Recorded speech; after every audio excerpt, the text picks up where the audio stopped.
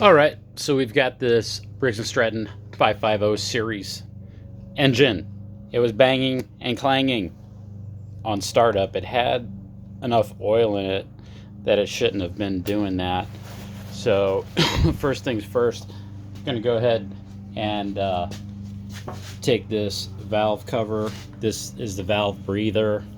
As the oil slashes around in the crankcase, and the pistons going back and forth, it's creating pressure in there. There's a little blow by from the pistons here that get into the crankcase, and it lets those gases come through and eventually get over to the carburetor through this tube right here that goes all the way over on that side there. So it goes from that breather on over, but underneath this breather cover right here is the are the valve springs, the valve stems, the bottom parts of the valve. Let me find my hole here.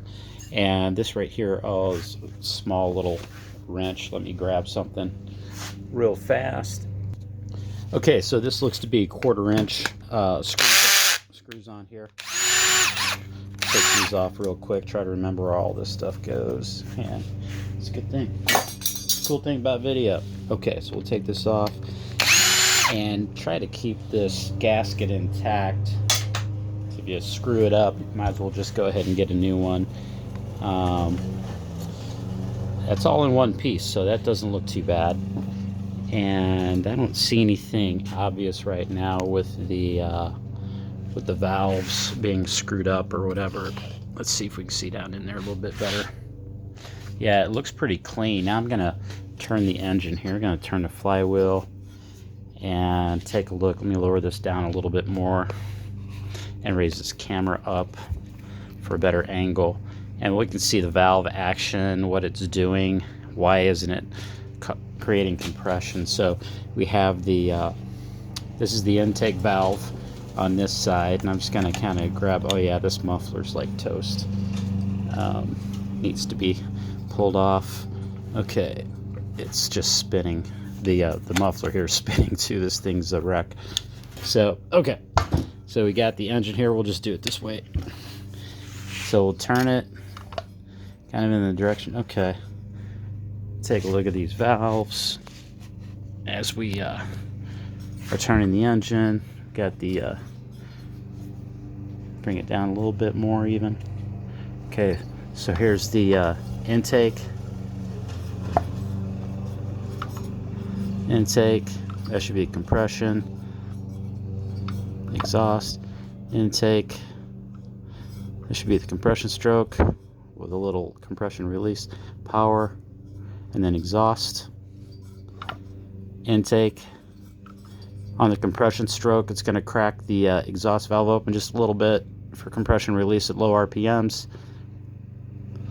Power, stroke, then exhaust, intake, compression, power, exhaust, intake, compression, power, exhaust. Okay, so it looks like they're functioning okay. Now if I put my finger over this hole as I'm turning it, I'm not getting much pressure blown back on my finger. So what I'm going to do, okay, I'm getting a little bit now, just a little bit. I almost don't want to take off this head, but as oily as it is, I might just go ahead and do that. So yeah, because it's just looking super oily, like inside and stuff. Don't know. So I might just go ahead and yank this head, see what's going on inside of there. Trying to feel if there's something weird. It kind of feels okay.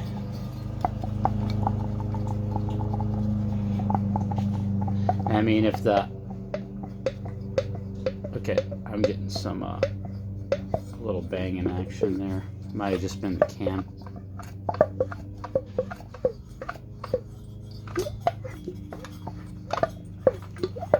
I just pull this head off just to see what's going on.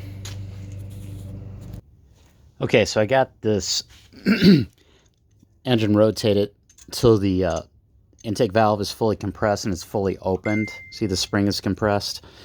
And then I'm going to gap the exhaust, and the exhaust is right there at 7. I'm putting that in there at 7 thousandths. Usually this is 7 to 9 thousandths for the exhaust, 5 to 7 for the intake.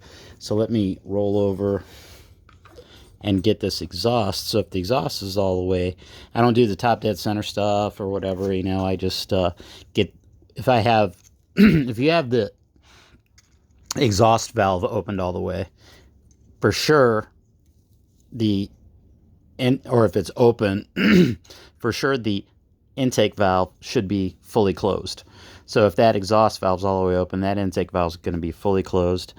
And then I'll just take and get my 7 thousandths up here, and there ain't none. I mean, I have no clearance whatsoever. There's nothing. Okay, so let me do that again. There's the intake fully open. Okay, exhaust fully open. Intake should be closed. And I'm not getting anything in there. 7 thousandths, nothing. There is no gap whatsoever.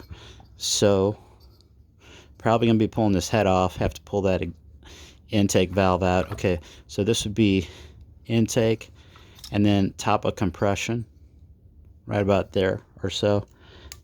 That's when you can should be able to gap both of these at top dead center. But I mean, I can do it with any engine really. It doesn't matter. If one of those valves is like fully open, the other one should be closed completely. And so the intake, there is no gap whatsoever. It's actually probably leaving the intake valve open a little bit. So let's pull that head off and see what's going on. Okay, we're just taking the back side of this off now. Got them all loose. Get a better shot at this. Better shot of it. There we go. There.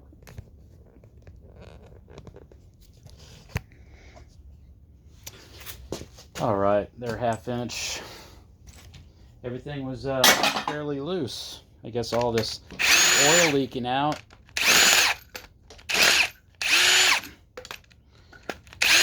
Help keep those bolts nice and lubricated. Oh yeah, there's oil. It's probably a head gasket leak. Man, vibration though. I could see it maybe being noisy, but with the vibration that I felt, and you could hear banging and clanging, I don't wonder what's going on. So the intake valve is totally bottoming out. There's no gap. So the intake valve is opening. It would never run right the way it is right now. So we're busting into it. Gonna see what's going on. Get a little hammer action going here. Okay. Always use that rubber mallet. Of course. Okay, I don't know. This look like, yeah, it's kind of broke up. Half the gasket's on this side, and the other half's still kind of on the, it's almost like, yeah, the gasket's pretty, looks like it might, yeah, I mean, it's just going through right there completely. So maybe pick up a new gasket. I hate to put money into these old junkers. I just don't even want to do it really. But see if we can find something that's really bad about this thing, except for that it's just old and neglected.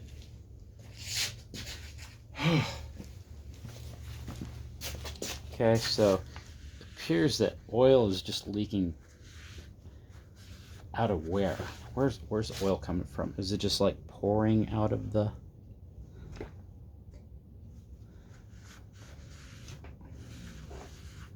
coming past the rings? It's kind of hard to see.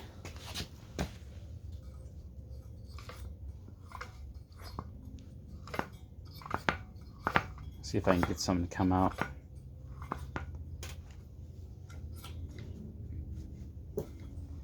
I was trying to work that intake valve. So I got the exhaust valve open right there. You can see it. And then I'm trying to kind of turn the, yeah. it doesn't look like the intake valve's open. I might just need to grind it down a little bit. I'm going to look for sure on the specs on this one and see where that intake and exhaust valve gaps, where they're supposed to be. I do believe it's 5.7, 7, and 9 intake, exhaust respectively, but we'll take a look at that because there is no gap on that intake side of things. But it looks like it's closing. Take a look. Get this exhaust valve all the way up. Exhaust valve up. Yep. Exhaust valve open, and there's just no gap on that thing whatsoever. So probably I'm going to look up the specs, come back to this, probably pull this intake valve out and gap it, grind it down on the stem. So I'll just probably go ahead and take it off the stem right now.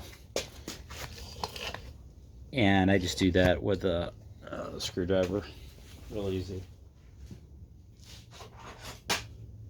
Just get in here and start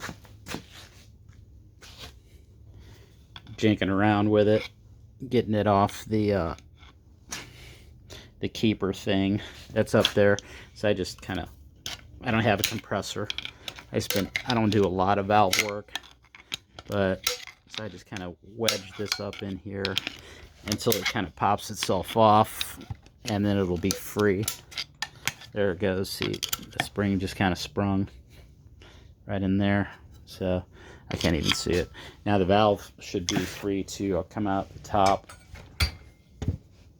do some rotations here, kind of push it out. There we go. So it's pushed out and it should slide out. And it is. And there's that. Looks nice and shiny. The margin is kind of